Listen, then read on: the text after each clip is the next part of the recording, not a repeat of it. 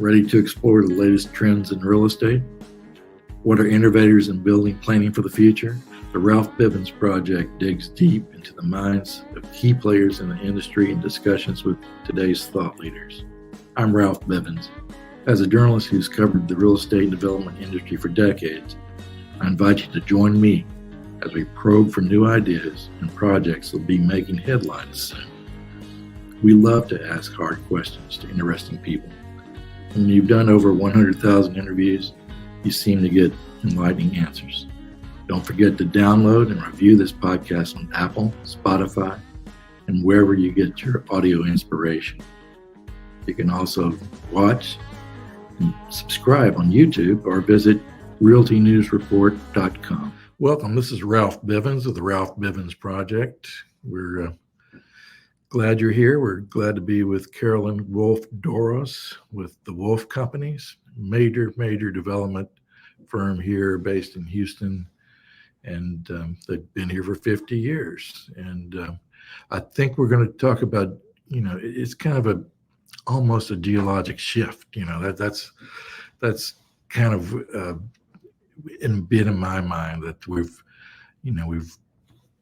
the Wolff Companies and David Wolff there start off in the 70s, early 70s, and really put the emphasis onto starting in what places people weren't willing to go in West Houston along the Katy Freeway, and he could look out in the future and called it right, and it became the energy corridor, which of course is known around the world that as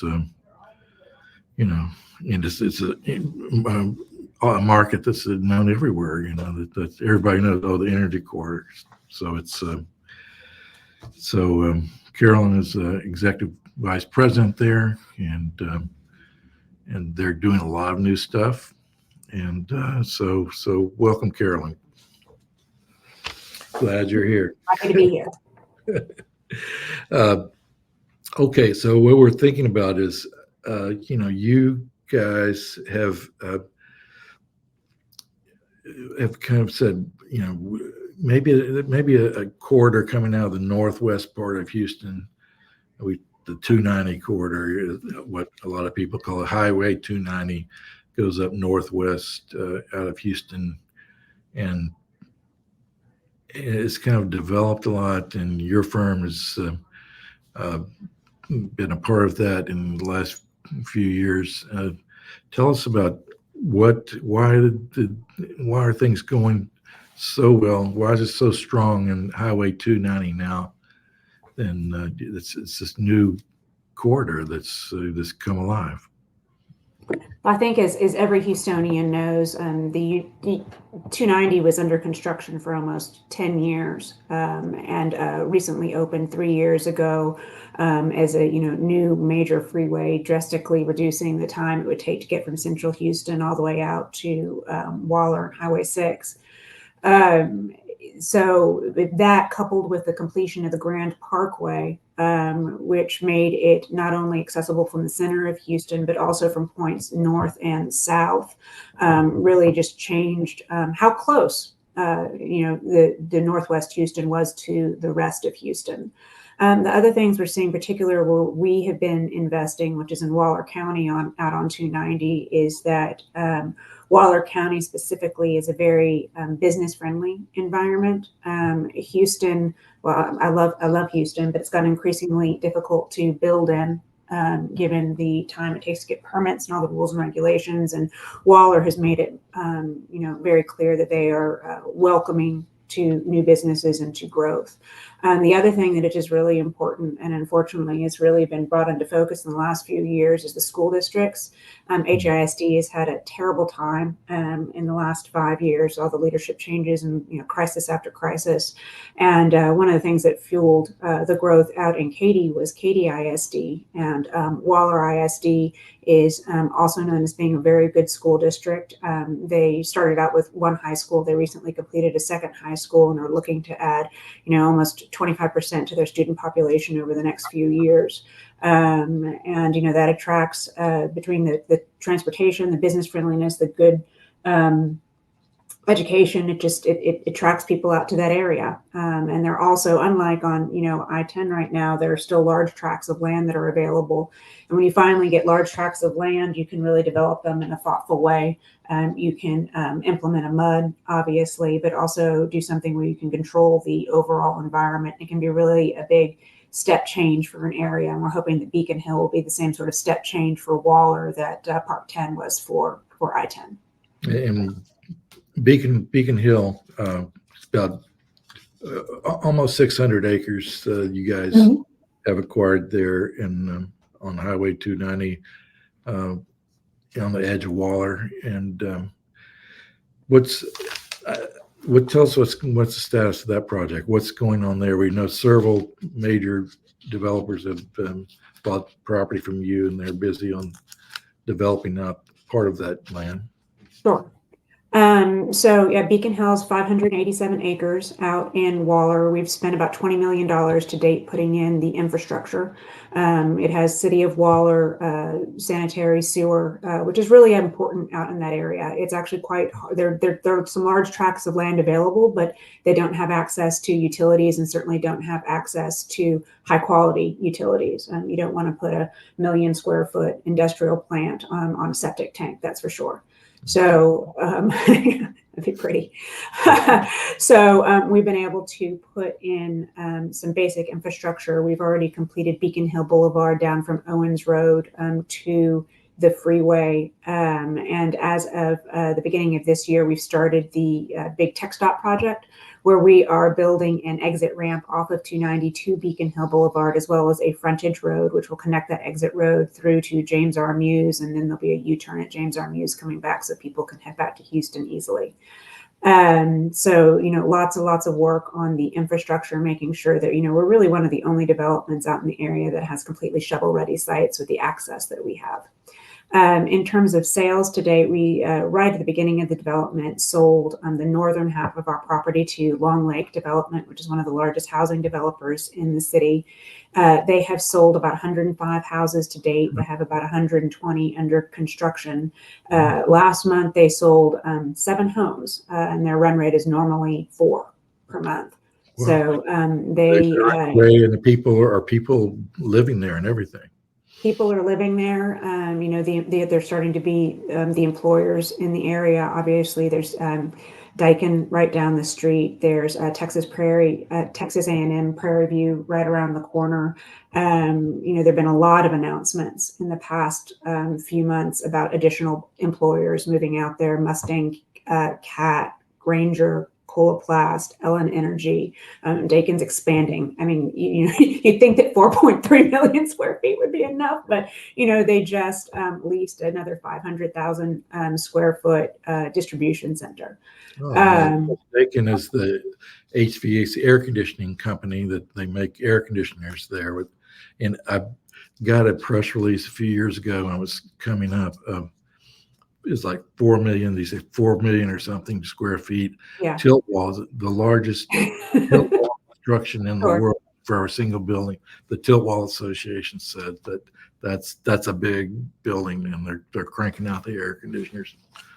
I believe it is the second largest manufacturing facility in the United States. The largest one being Boeing, which, given the size of the things they manufacture, has to be of a certain size. So when you think about, the size of an air conditioning unit versus the size of an airplane, you can only imagine how many air conditioning units they're building there every single month. Who wants to have? Boeing's got its share of bad news the last few months. I'd rather have Daikin as a tenant. And I'm serious. If you can get yourself a tour of that facility, we went on a tour of it the last few years ago. It's mind blowing. It's really unlike anything I've ever seen. So knowing your interest in buildings and real estate, I'd see if you can sneak on in there. I'd like to see it sometime. Really would. Yeah. Really would. I believe that if I got my facts straight, I seem to recall publishing something on our website, realtynewsreport.com. Mm-hmm. Everybody, hey, there's no we believe in freedom of the press. You can come in there, no password required. We carry news of local interest, and we carried something about Heinz buying property Yes. in Beacon Hill. Is that correct? That's correct. They bought about 75 acres 2 years ago. They will not build spec. They are waiting for a user. As I said, they recently, the Granger deal was one of their deals. So their other major property in the market, they have now sold. So they're pretty focused on getting a tenant out in Beacon Hill. So we were really excited really, when you think about our first two sales being to Long Lake and Behinds, to have two such high quality partners in the project. Long Lake has done a beautiful job with their housing development. I mean, not only are the homes nice, but the way that they maintain their signage and their landscaping and their lighting is very much in line with the way we do things. And we have the same expectations for Hinds. They're just really great partners for Beacon Hill. Yeah, that's Granger. That's business products and things that I've seen some of their ads on TV. What they're trying to sell. Maybe it was on one of the business channels, but what is there room to buy more land to expand Beacon Hill, or is that? So we have. Yes, so we have almost a large 100-acre tract available in Beacon Hill Central, and then another 75 acres available along Beacon Hill Boulevard, which we anticipate will probably sell off in smaller tracts, more retail office focused. And then on the corner, we have a kind of second part of Beacon Hill, which isn't contiguous, but just right down the street, about 45 acres at the corner of James R. Muse and US 290. Again, great freeway frontage at James R. Muse, which is a full interchange. It's already in place. And so those are more kind of retail focused type of properties, but we definitely have some land left and are looking for, tenants who are the same quality as Hinds and Long Lake. That's right. So you've got the roads and 290 construction, which was, hellacious. Yes. It's finished. It's done. People can get there now. And yeah. You got the roads, you got the school, you got the land. You're locked and loaded, ready to go. We said we have shovel-ready sites. We think we're one of the only developments out in that area that can sell sites that of that size that are totally ready to go. We've also been working on our floodplain remediation and whatnot, which should all be complete by the end of the year. So, all of that land will have all the drainage implemented, all the floodplain taken care of, and it will be ready to go. Well, I also wanted to, I know that, you guys did a ton of things in the energy corridor along Katy Freeway, which of course Interstate 10. But there's still got some things happening there. That's isn't there something? Is 10 Oaks, that development, sold out of land, or is there still something happening there? 10 Oaks is totally sold out at this moment in time. Obviously, the first tract was sold to Texas Children's Hospital, which has invested, over $300 million to date in that facility there and continues to expand. Methodist is right next door to them. So again, between the two of them, you're talking about almost $750 million worth of investment. And it has happened over multiple phases. I think, I know Texas Children has added a parking garage and expanded the core facility. Methodist has added several medical office buildings over time.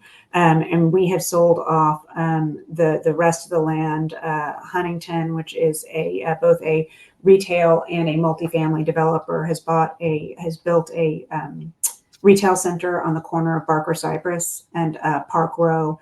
They are also about to open a apartment building there, which has about 350 units. And then Resia has built a 12-story apartment building with 576 units. So, quite a bit of density, particularly for that area. And they have just started leasing. Wow. It's a 12-story residential, man, was it, you never would have thought that kind of density would have occurred out there. Yeah. And it never would have dawned on anybody that there'd be a need in the market for that. Yes.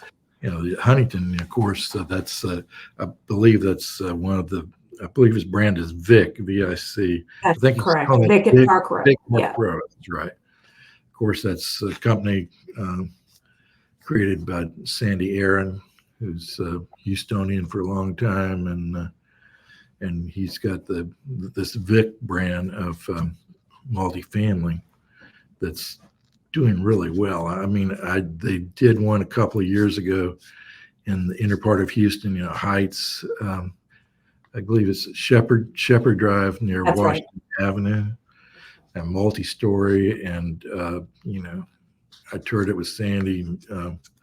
It's fantastic, and 360 on the bottom floor.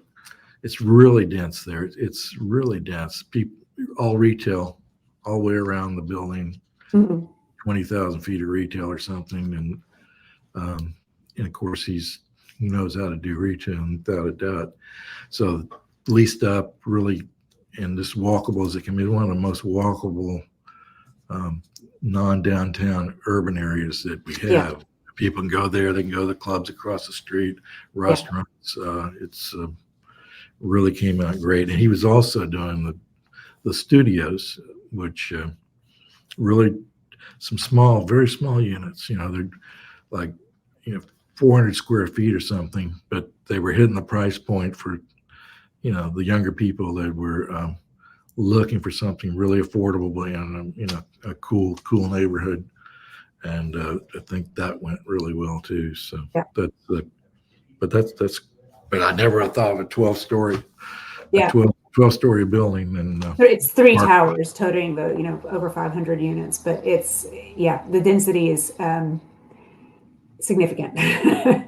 I mean, although when you look at those hospitals across the street, it all kind of starts to make sense together. But yeah, if you had asked me 10 years ago if we'd had that sort of density on that property, I would not have predicted it. That's for sure. Yeah, that's true. And let's see look, the Central Park. You have a development called Central Park. Where is that? Central Park is just west of Eldridge and I-10. So really in the heart of the energy corridor, kind of right across the street from BP, down the street from Conoco. And, we sold the front part of that property, or the southwest corner of that property, to MD Anderson a few years ago. And they built their very first outpatient cancer center outside of the medical center there. And that has been open for several years.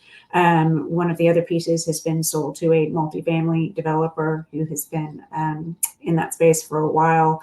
One of the other pieces is already under contract. I can't disclose who that's under contract to, but we still have about 15 acres right along I-10 that is still available. Definitely one of the one of the largest, I think, parcel available in the energy corridor. Wow, 15 acres. 15 acres, yeah. And it's the crossroad nearest there? Central Park, it's I-10 and Central Park Boulevard. So it's just west of Eldridge. Now, is this the one that's under contract now? No, it's the 10 acres that is on the north side of Park Road that's under contract.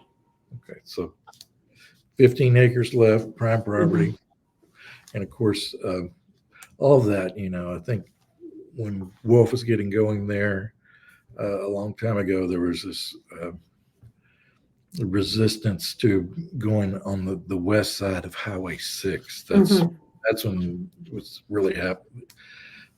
And the prices were, we're talking about the 70s now, but the prices on the west side of Highway 6 for land was a lot cheaper. Yeah. You're on the other side of 6. That didn't make. We're just inside of 6. I'm not sure how much that dichotomy exists anymore, quite frankly. I would say one of the interesting things that we've seen, we did have this great multifamily sale very early on in the property, but a lot of, like we're seeing, this huge, very dense development out at 10 Oaks. Some of it is somewhat jumped. I think it's going to come back, especially as City Center and whatnot. The prices there have just gotten astronomical.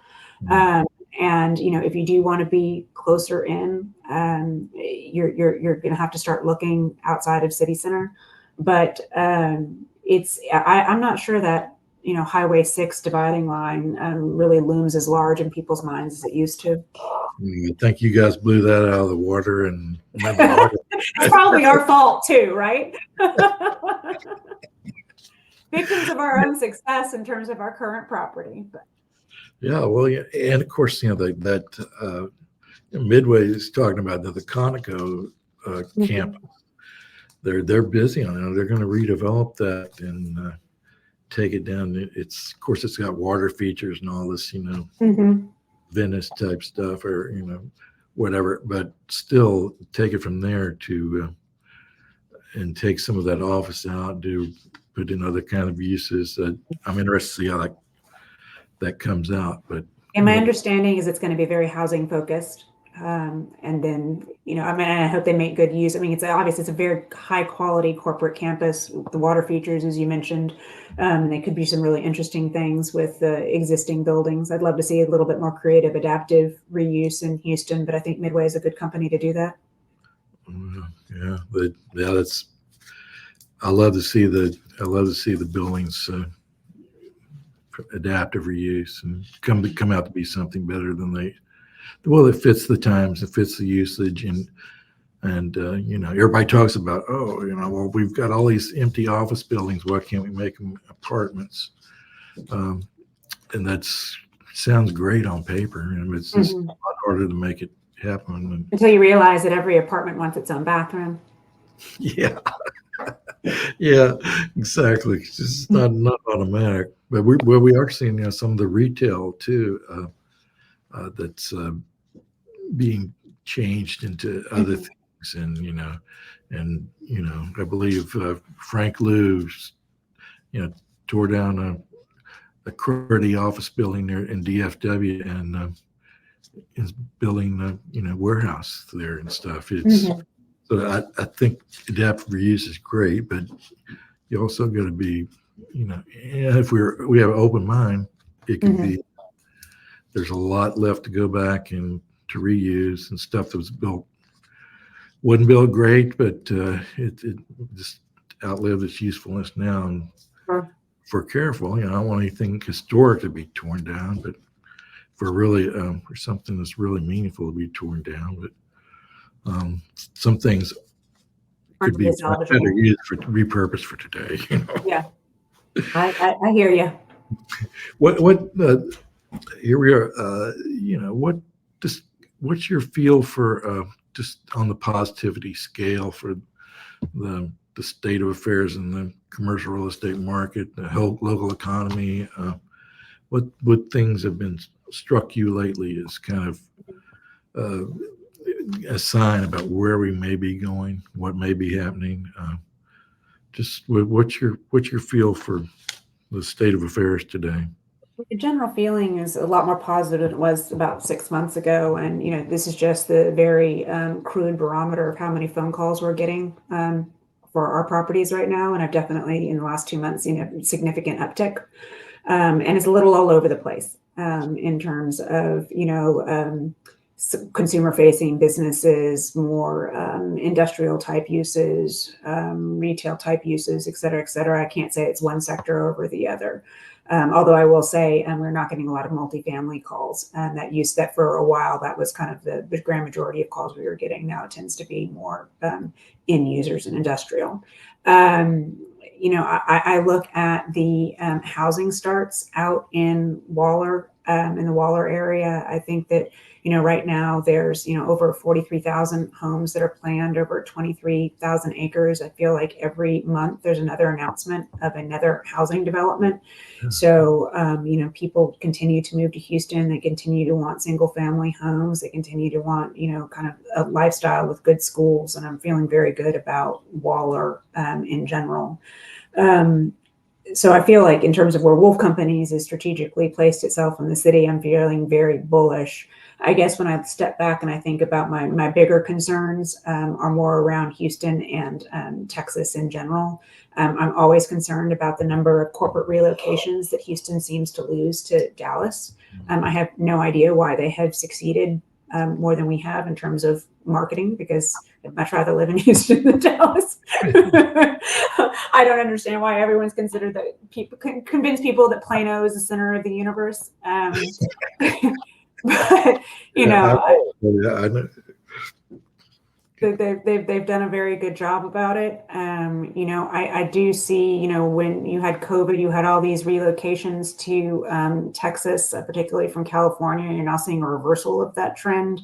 I do think there's some pretty, for any, not to get political, but I think that some of the policies that are being implemented in the state of Texas, some in particular the ones that are not particularly friendly for females, who tend to be the key decision makers in terms of whether or not to move a family across the country to Texas, is very important. And then, you know, generally making sure that we really take care of the environment and drainage and whatnot. I mean, Harvey, I think, was a major blemish on Houston's national reputation. And we need to show people that we are very serious about making this a safe and environmentally friendly place to live.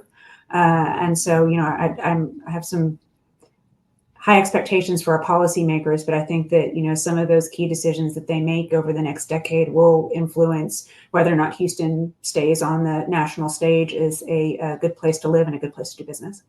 No, you know, of course, it's really hard when you've got this awful news footage coming out during Hurricane Harvey and all the flooding. You know, still people that say, all they know about, it floods there, you know, boom. Yeah.